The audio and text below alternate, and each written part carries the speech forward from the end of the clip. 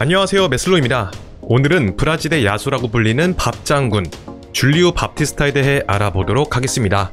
그럼 재밌게 봐주세요.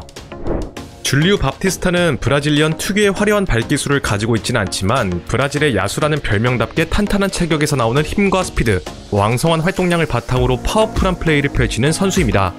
수미부터 중미, 공미, 세컨 스트라이커까지 모두 소화할 수 있는 다재다능한 미드필더인데요. 특히 수미에서 공미로 포지션을 변경한 이후에 기량을 만개하여 우수한 득점을 기록하기도 했습니다. 다만 결정력에 있어서 심한 기복을 보인다는 점은 단점으로 꼽을 수 있을 것 같네요. 자, 그는 브라질의 상파울루에서 뛰던 시절만 해도 득점력이 뛰어난 볼란테로 두각을 보이며 일찍이 브라질 대표팀에 승선했었습니다. 그러면서 당시 남미 시장을 탐색 중이던 세비야의 몬치 단장이 눈에 띄어 세비야로 이적해오는데 성공하게 되죠. 그런데 이곳에서 그의 공격적인 재능을 알아본 카파로스 감독이 그의 포지션을 변경한 것이 커리어에 있어서 신의 한 수로 작용하게 되었습니다. 카파로스 감독은 본래 세컨 스트라이커로 뛰던 레이스를 측면으로 옮기고 밥티스타를 그를 대신에 기용하면서 공미의 역할도 수행할 수 있도록 했습니다. 그리고 이러한 감독의 전술적 판단은 적중했는데요.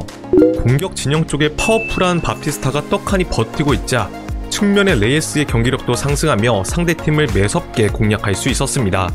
밥티스타의 경우 효과적인 움직임과 저돌적인 침투, 정밀도 높은 강력한 슈팅을 바탕으로 무수한 득점을 터뜨리기 시작했고 03-04 시즌의 리그 30경기에서 20골을 기록, 라리가 득점 2위에 오르는 데 성공하며 충격적인 데뷔 시즌을 치렀습니다. 이러한 활약으로 부진했던 히바우두 대신 브라질 대표팀에 발탁되어 2004년 코파 아메리카 대회 출전을 경험할 수 있게 되죠. 이뿐만 아니라 밥티스타는 그 다음 시즌에도 리그 33경기 18골을 기록하는 좋은 활약을 이어나갔습니다. 지난 두 시즌간 공격수 출신도 아닌데다가 세컨 스트라이커, 공미로서 이 정도의 득점력을 보인 것은 가히 경이롭다고 할 수 있었는데요. 그러자 밥티스타에게 23살밖에 되지 않은 어린 선수가 스페인 축구에 지각 변동을 일으켰다는 등 무수한 호평이 쏟아졌습니다.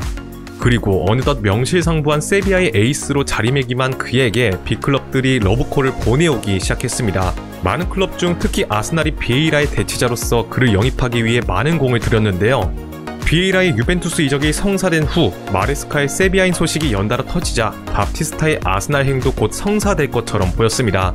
그런데 밥티스타는 아스날로의 이적설에 대해 극구 부인하며 결과적으로 2005년 브라질 친구들이 많이 있는 레알 마드리드로 하나 약 310억 원에 이적을 했습니다. 레알에서 그는 주로 미드필더로 기용되기 시작했습니다. 그는 팀을 떠날 예정인 오원의 공백을 대체하기 위해 영입된 것으로 입단 초기에는 이선 자원으로 기용되었지만 갈락티코 1기 멤버들의 입지가 너무 확고하여 점점 중미 자리로 내려와 뛰기 시작했습니다. 그럼에도 불구하고 리그에서만 무려 8골을 기록하는 좋은 모습을 보이게 되죠. 그런데 새 시즌을 앞두고 밥티스타는 아스날의 레이스와 맞 임대 트레이드되어 아스날로 이적하게 되었습니다. 당시 그는 레알을 떠나기 싫다는 발언을 함과 동시에 성공적인 임대를 마치고 들어와 다시 주전 경쟁에 뛰어들겠다는 강한 의지를 드러냈지만 그의 의지와는 달리 아스날에서의 활약은 아쉽기 그지 없었습니다. 스페인 무대에서 통하던 그의 피지컬 플레이는 프리미어리그 무대에선 단순히 평범한 수준이었고 리그에서도 단 3골만 기록하는 데 그치면서 그동안 그의 영입을 원해왔던 벵고 감독 역시 그의 활약에 실망스러움을 느끼게 되죠. 결국 아무런 소득 없이 레알로 복귀해야 했습니다. 그런데 아쉬운 활약에도 불구하고 밥티스타는 시즌 후 진행된 코파 아메리카 대회에 차출될 수 있었습니다. 당시 브라질의 둔가 감독은 부진한 호나우 주니어가 아닌 결정적인 순간에 한 방씩 해결해주는 그를 차출하여 대회 내내 주전 공미로 기용하기 시작했는데요. 둔가 감독은 선수의 이름값에 치중하기보단 효율적인 선수를 기용하는 실리 축구를 추구했기 때문에 이 대회에서 브라질 스쿼드의 네임밸류는 사실상 2에서 3군급이었습니다. 그러나 실리 축구가 효과적으로 작용하며 선수들 간의 시너지가 터졌고 밥티스타의 결정적인 활약이 더해지면서 결승까지 승승장구하게 되었죠. 그리고 맞이하게 된 아르헨티나와의 결승전에선 밥티스타가 양팀 통틀어 최고의 경기력을 보여주며 브라질의 우승을 이끌었습니다. 자, 이후에 소속팀인 레알로 돌아온 그는 07-08 시즌 백업 자원으로 기용되며 레알의 라리가 우승에 힘을 보탰습니다. 하지만 시즌이 끝나고 감독이 교체됨에 따라 전력의 자원으로 분류되어 2008년 로마로 이적을 떠나게 됐는데요. 그는 무릎 부상으로 전력에서 제외된 토트의 공백을 대체하기 위한 자원으로 영입된 것이었습니다. 그러나 기대와 달리 로마에서의 생활은 순탄치 않았습니다. 우선 이적해온 지 얼마 안 되어 근육 부상을 당하였고 경기력 부분에선 심한 기복을 드러냈습니다. 다행히도 중요한 순간마다 결정적인 골을 넣는 활약 덕분에 팬들로부터 나름의 까임 방지권을 얻을 수 있게 되죠. 하지만 그에 대해 그동안 참아왔던 민심이 완전히 전복돼버리는 순간이 찾아오게 되었으니 바로 챔피언스리그 아스날과의 16강 경기였습니다.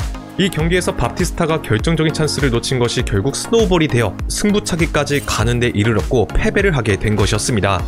그렇게 경기가 끝나자 탈락의 원흉이 된 바티스타에게 무수한 비난이 쏟아졌습니다.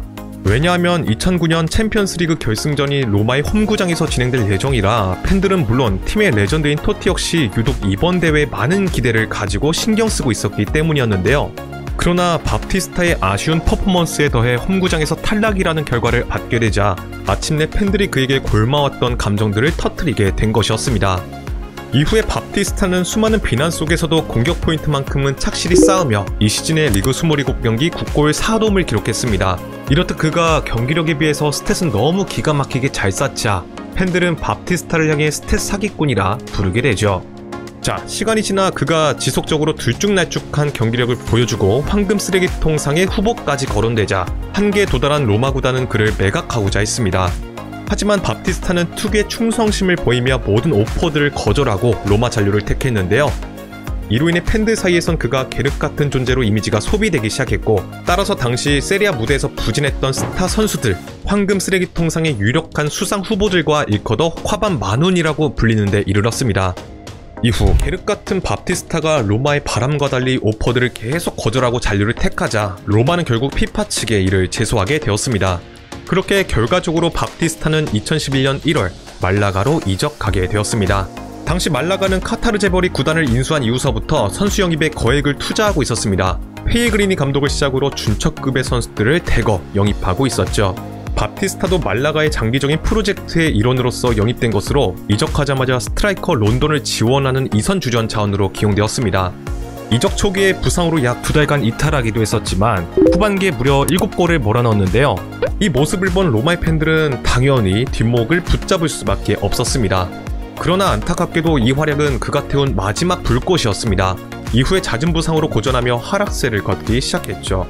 그렇게 말라가를 떠나 고향으로 돌아간 뒤 친구 카카의 주선으로 MLS의 올랜도 시티에서 뛴 것을 마지막으로 사실상 현역 은퇴를 선언했습니다. 사실 저에게 바티스타는 로마 시절의 먹튀 이미지가 강렬하게 남아있습니다. 그러다 보니 이번에 그에 대해 많이 조사를 해보면서 로마 시절의 이미지로 그의 커리어가 단순히 과소평가되고 있는 것이 아닌가라는 생각이 들었는데요. 생각해보면 바티스타는 브라질 대표팀 소속으로 무려 50경기 가까이 차출되기도 했고 컨페드레이션스컵 우승 2번을 들어올렸으며 꿈의 무대인 월드컵 무대까지 밟기도 했습니다. 커리어를 보면 분명 실력 있는 선수인 건 맞는데 아무래도 콰반 마눈의 임팩트가 매우 강하게 남아있는 것 같습니다. 혹시 여러분들은 바티스타에 대해 어떤 인상을 가지고 계신가요? 댓글로 의견을 공유해주시면 감사드리겠습니다. 자, 오늘의 영상은 여기까지입니다.